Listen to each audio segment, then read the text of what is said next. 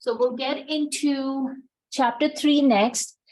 So as you will see just from this page over here, we are still discussing quadratic equations, quadratic functions, but now we're going to get a little bit more in-depth in terms of their properties, their characteristics, and then later on in this chapter, we will actually build up on these quadratic equations and get into higher degree polynomials. So quadratic, of course, is a second degree polynomial, which means your highest exponent on the x is going to be a 2, so second degree polynomial, and then we'll get into those higher degree polynomials as we move forward. So since we want to preserve this as a second degree polynomial, you will notice we're telling you that a cannot be 0, and that's the reason. If a was 0, 0 times x squared would become 0, and our square term would disappear, and we don't want that to happen. So your a value cannot equal 0. It can be positive, it can be negative, as long as it's not 0.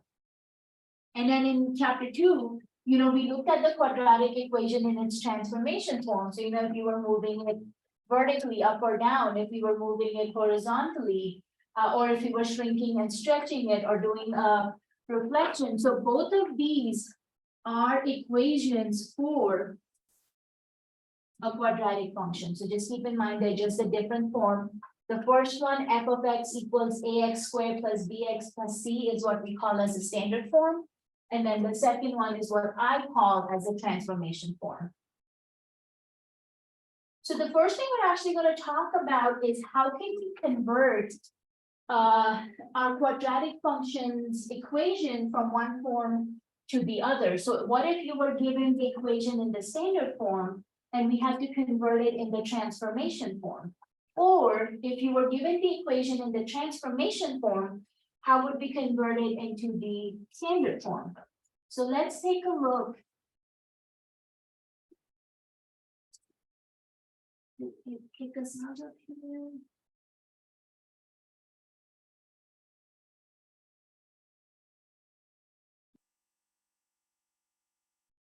Okay, we're still in. That's good. So let's take a look at how can we take our quadratic equation, which is given to us in the standard form, and put it in the transformation form, a times x minus h squared plus k. So for this, we will actually need to use completing the square. So again, we talked about completing the square. Chapter 1, we talked about completing the square. Chapter 2, and now we're again talking about completing the square in chapter 3. So that's something, keeps kind of showing up. So this is what we need to do. So this is the equation that's given to us. We have to take it from this form, and again, this is the standard form. We're taking it from this form and we have to put it in this form, okay?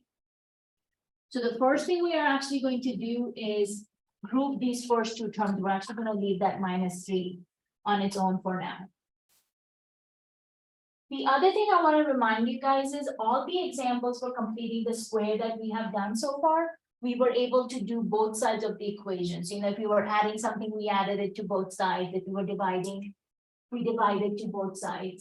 In this example, because we have to leave that y equal to on the left-hand side, we cannot do anything on both sides of the equation like we've done so far. So if we add something to the right-hand side of the equation, we will actually have to subtract it on the right-hand side also, because by adding and subtracting, we still maintain that balance, because right now we cannot add to both sides of our equation. So remember, we don't want to change the value of our equation. We're just simply rewriting it. So the first thing that anytime you are working with completing the square is your x squared should have a coefficient of 1. And right now our x squared has a coefficient of -2, and we can't have that. So the first thing we're going to do is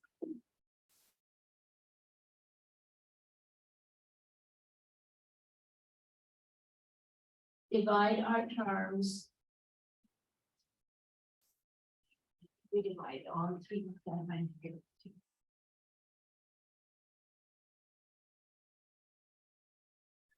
I just want to verify that because I just confused myself. Give me just a quick second.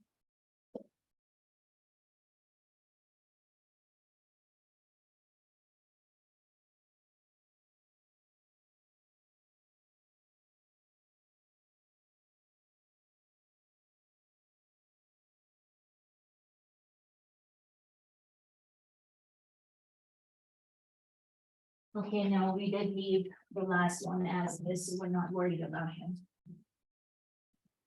So we're just dividing the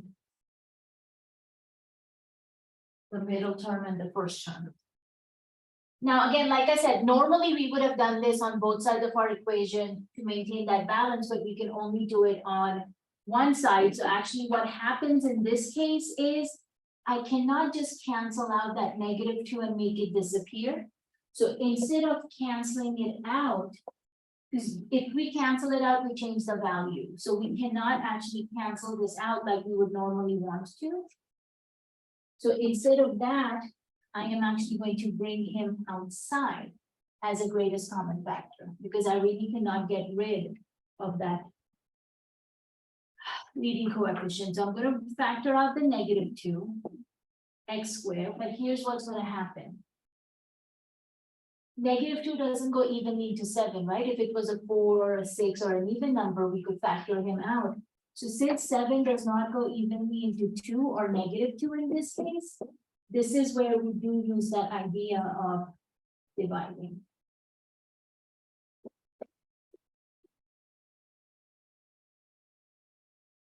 So honestly, that -3 at the end is going to stay as it is. We're not going to mess around with it. What we wanted, the first thing was to make the x squared have a 1 as the coefficient. So we factored out the -2.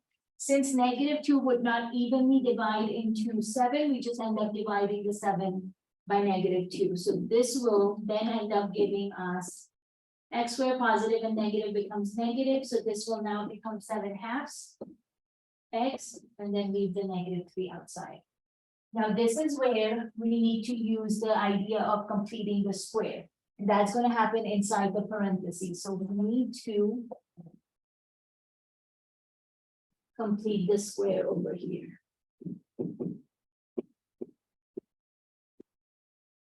And the reason we need to do that is so that we can give it this format of x minus h, the whole thing squared. So you will notice in both these forms, our leading coefficient is a, right? It's going to be the same a in both of these. So when I took that -2 and brought it outside, okay, so when we brought it outside, you will see we still kept that a value. Now he's just the number in front of our parentheses. So when you are completing the square, this is where, if you remember, we took the middle term, divided it by 2, and squared the whole thing. That's the same thing we're going to do over here, but our middle term is now going to be 7/2. Because remember, the middle terms comes from the x term, literally the middle term. So you're going to take this negative, which the negative really wouldn't matter. Take the 7/2 divided by 2. Now again, like we just got done talking about, dividing by 2 is the same thing as multiplying by 1/2. Because we have a fraction, 7/2 already, just go ahead and multiply that with 1/2. And then you take the square of the whole thing.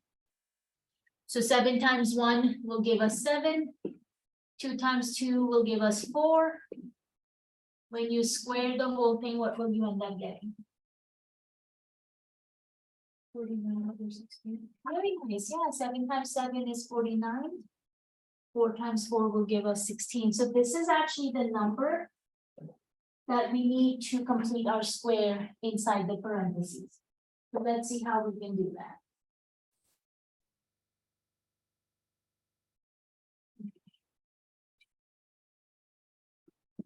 We're not going to run out of space. So we're continuing from here. So -2 on the outside.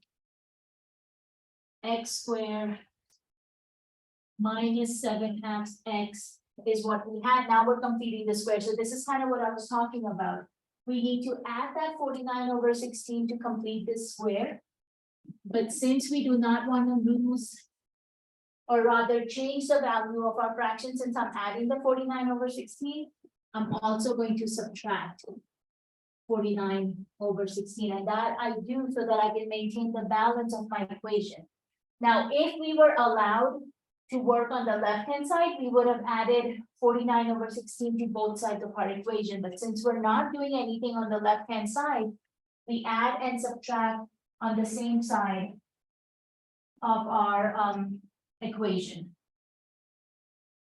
So do that and then close the parentheses. At the end, we still have that -3. This was our natural constant. Okay, again, for completing the square, these are the only three terms I need. Now we put that -49/16 to balance out our equation, but we don't need him inside the parentheses. So we have to bring this guy outside of the parentheses, and the way we do that is by multiplying these two numbers together. So -2, inside our parentheses, we will have the x squared minus 7/2 x plus 49/16. These are the only terms we should have inside the parentheses. So when we multiply -49/16 with -2, what do we end up getting? And if it helps, you can write it as -2/1. When we do this multiplication, what do you think we will get?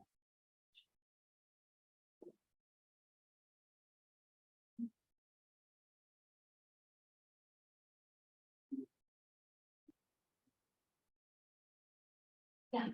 Where did we get the 1/2 when we were doing the B? That's what we need to do for completing the square, is you take your coefficient of the middle term and divide by 2. So that's the formula for completing the square. So divide by 2 is the same as multiply by 1/2. So that's what that does. Okay. So we need to reduce the -2 multiplied with -49/16. Good news is 2 and 16 will cancel each other out. So negative and negative will of course end up becoming positive. 2 will go into itself once. 2 goes into 16 8 times. So this guy will end up becoming positive 49/8. So when you bring him outside, and again, this is our scratch work. When you bring him outside, you will actually have 49/8. And then don't forget, we still have that -3 at the end.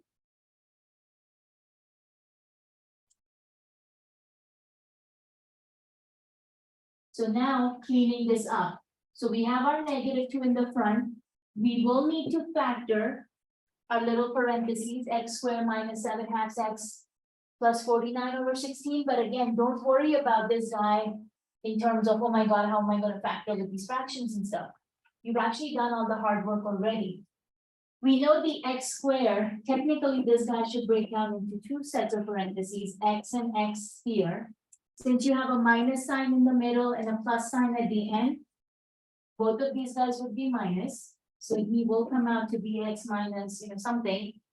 Now, basically the idea is 2 numbers that multiply to give us 49/16, but will add up to give us 7/2.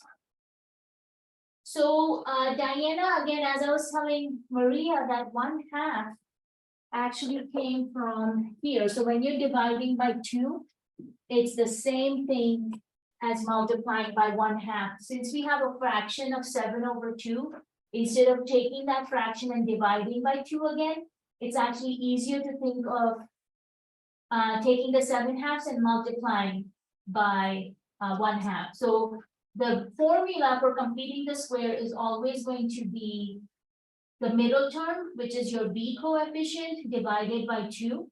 But instead of dividing by 2, basically think of this guy here as b times 1/2. Oh. And then take the square of that thing. So that's basically what we did. Our b value was 7/2, and then we just multiplied it by 1/2, so we are able to complete the square. And like I said, we've already done the hard work.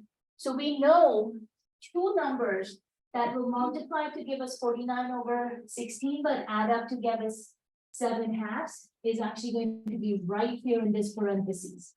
It's going to be this number. Because you can see 7 times 7 is 49, 4 times 4 is 16, so those multiply to give us 49 over 16. When you add 7/4 and 7/4, we can do that here. 7 plus 7 would be 14, 14 divided by 4. Reduce that fraction gives you 7/2, and that was your middle term. You know, of course, each one of these would have to be a negative fraction, but so you don't have to go back and factor like you normally would.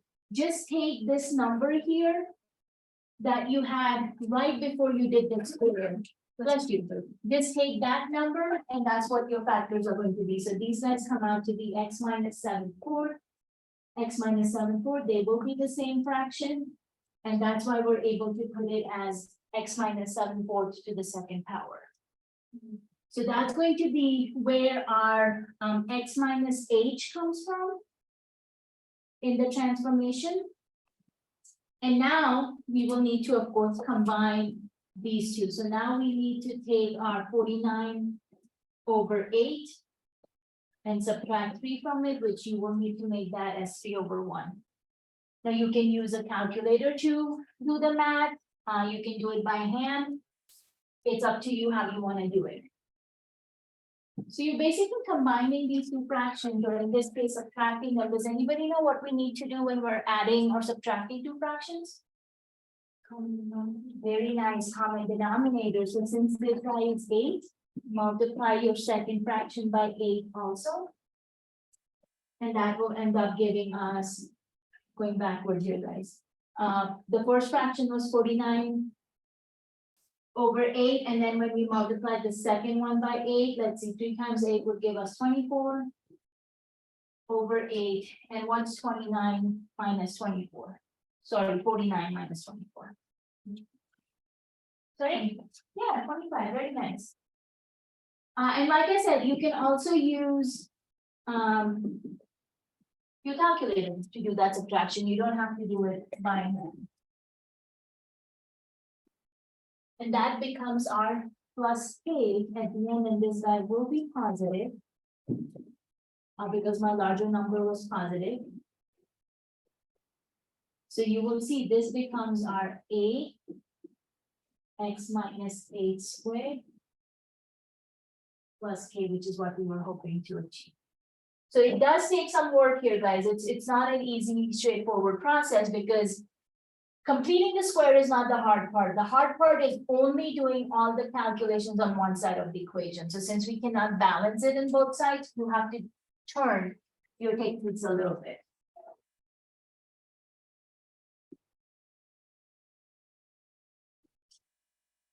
Questions on this one?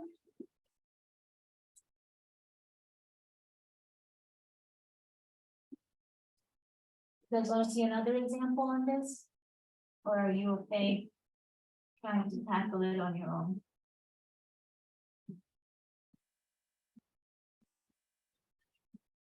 Think you can try another one on your own later, or no? No, okay. That's okay, like I said, this is a little bit of a different process, because the completing the square example we've done were rather pretty different from this. Okay, right, erase the whole thing out, let's go ahead and type our answer in. So this guy was -2. Oh, he's not a touch screen.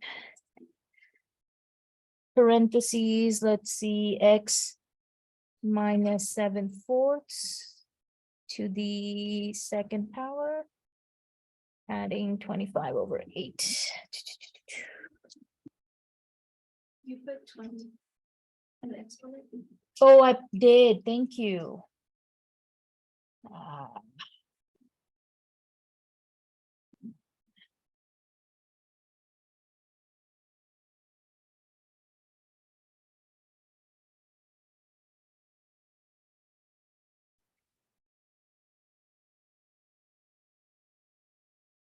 Okay, -2 x minus 7/4 squared plus 25/8. There we go.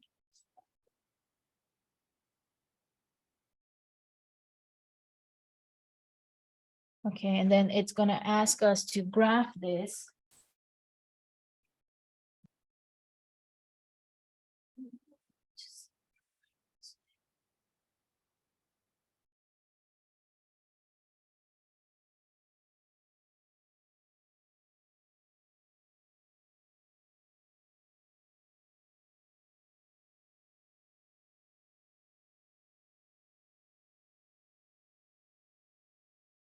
Oh my God. Come on, buddy.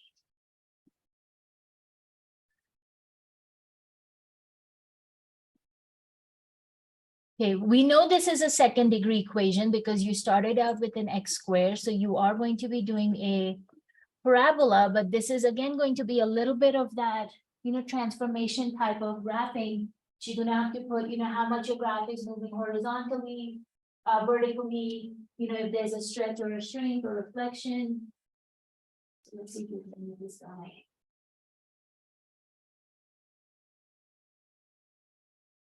Okay, so in our example here, we've got horizontal movement, we've got vertical movement, we also have a reflection, and we have a stretch or a shrink. So everything's happening here.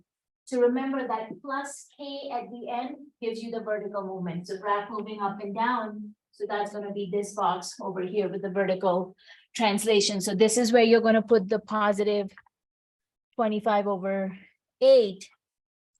And as soon as you get done typing, since this was a positive number, you should move your graph, see your graph move upwards. Then in the parentheses, you have x minus 7/4. So that gives you the h value, which is your horizontal movement. Now remember, in this case, if it says x minus, then that means the 7/4 actually is a positive number and your graph is going to move to the right. So when you put this under the horizontal translation, that's where we're going to put 7/4. And as soon as you do that, our graph should move to the right. So those two things taken care of. Now you have a -2 in the front. So of course, the negative means you are looking at a reflection, and the 2 means your graph should stretch. So in a parabola, the stretching makes your graph narrower. So as soon as you put that 2 in, you should see your graph getting narrow. Now, is the reflection going to happen in the x-axis, or is the reflection going to happen in the y-axis? The x, yeah. And that's going to be the last one, and you should see your graph getting reflected. And we'll have to see, I may have actually switched the order of our transformations. So we will have to see if this guy accepts it or not.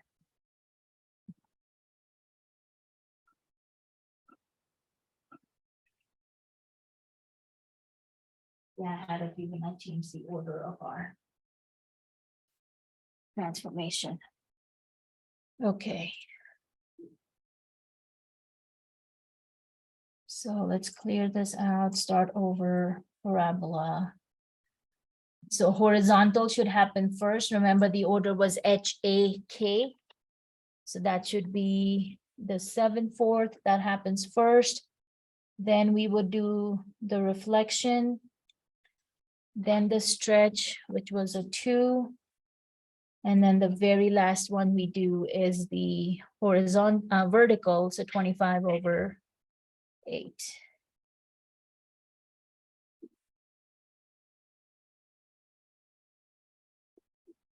Okay. So that order is very, very important, because if you would have noticed, the graph we had was somewhere over here. So we were definitely not, even though we put the right numbers in, the order we did it was actually, I did the vertical first, then the horizontal, then the stretch and shrink. So I literally messed up the whole order. So you really have to be careful about the order you do this in. Hey, let's do another example for this one, guys. Let me see what's the next one. If it's not similar, we'll come back and pick a similar one here. Okay, almost the same thing. But let's take a look at him.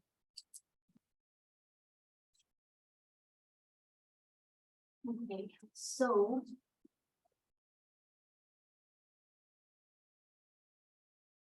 -2x² plus 5x minus 2. And again, we are just grouping the first two terms. Start by taking that -2 outside. We are left behind with x² plus 5x, and then outside the parentheses, -2. But now, since we are taking the -2 as a common factor outside, and -2 does not go evenly into 5, we need to divide the 5 by that -2 also.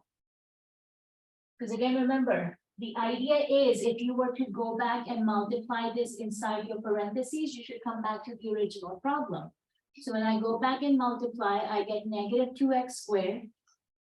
And then you would have +5 over -2 x, and then if I were to multiply by -2 again, these guys would cancel out, giving us -2x squared plus 5x, which is where we started. So that's the reason why you need to divide that 5 or that middle term by your -2 coefficient also. So that's the reason why we divide that middle term by -2. Okay. Once we get down to this stage, this is where we need to now start completing the square. I'm just going to clean this up. There's a +5, -2. So this will become -5/2 x. So now again, for completing the square, remember, it's the middle term, divide by 2, and then you square the whole thing. Or, again, since we are working with fractions, you can think of taking our b value. Dividing by 2 is the same as multiplying by 1/2. And then take the square. So in this case, our middle term is 5/2. So you take the 5/2, multiply by 1/2. And then square the whole thing. So here, nothing can cancel out, so just multiply across. 5 times 1 is 5, 2 times 2 is 4. Square that. And then of course, 5 times 5, 4 times 4, get your little fraction from there.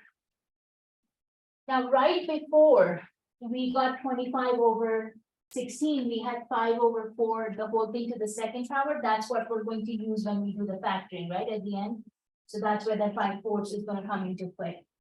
All right, so let's take our 25/16 and add it and subtract it inside the parentheses. So keep everything the same, -2 on the outside, x squared minus 5/2 x, and now I'm going to add 25/16 and subtract 25/16 to keep our balance. And then we have the -2 on the outside. Now for completing the square, we only need these first 3 terms. So we're going to have to take that -25/16 and bring him outside.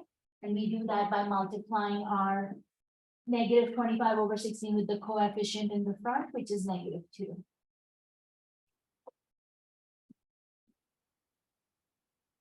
So as we clean this up, we have -2 on the outside. Parentheses, we have x squared minus 5/2 x plus 25/16.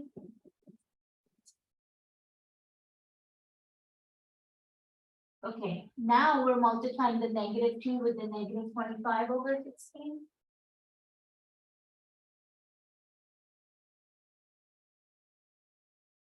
So 2 negatives will become a positive, and you'll notice the same thing actually happens here. Your 2 and 16 can reduce each other down. So you will end up with 2 goes into itself 1 time, goes into 16 8 times. Like I said, negative times negative becomes positive. And you're left behind with 25/8. That becomes the number that comes outside. So add your 25/8, and then remember we still had the -2 at the end. So you still got to keep that -2.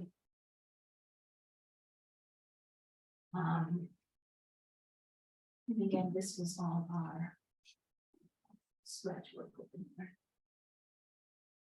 Okay, we're ready to factor what's inside the parentheses, and then we want to add the 2 numbers outside of our parentheses. So keep the -2 in the front. Remember, this guy will factor into x. Since my middle term is minus, constant term is positive, this will be a minus sign. And then remember, we used 5/4 to come up with 25/16. So this will factor down into 5/4. the whole thing squared. What do we get when we add 25/8 with -2?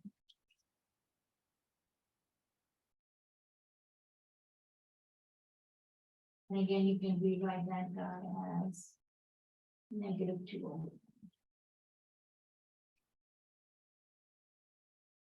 So go ahead and tell me what that total should come out to be when we do the 25/8 and -2. 93. Because again, you would have to find the common denominator, so we multiply the second fraction by 8, which would end up giving us, of course, fourth fraction stays the same, 2 times 8 is 16. 16/8 will give us 9/8. So that's the number on the outside, and we will again be positive. 9/8, and this is the answer we are looking for.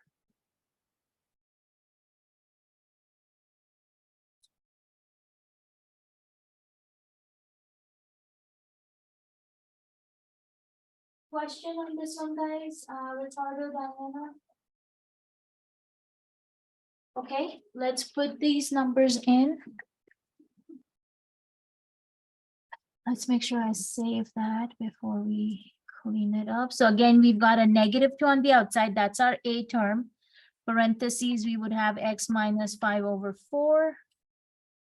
And this is to the second power, and then you're adding 9/8 at the end. Okay, that looks good.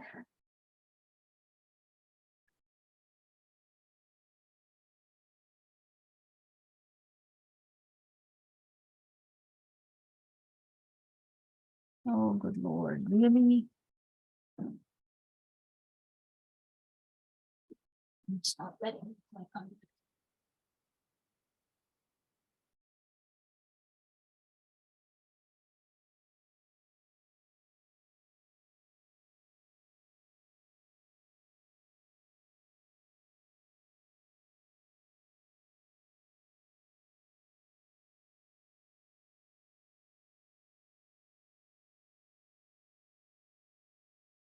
Yeah, I really don't know why it's not letting me click on that.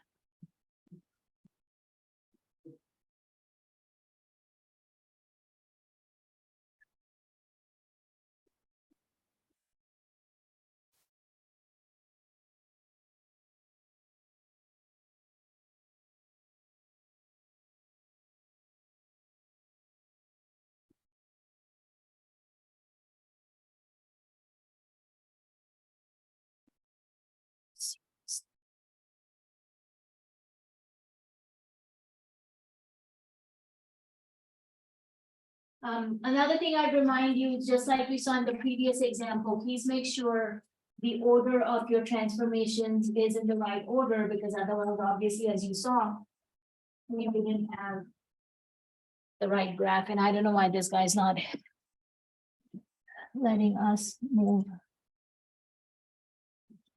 beyond this.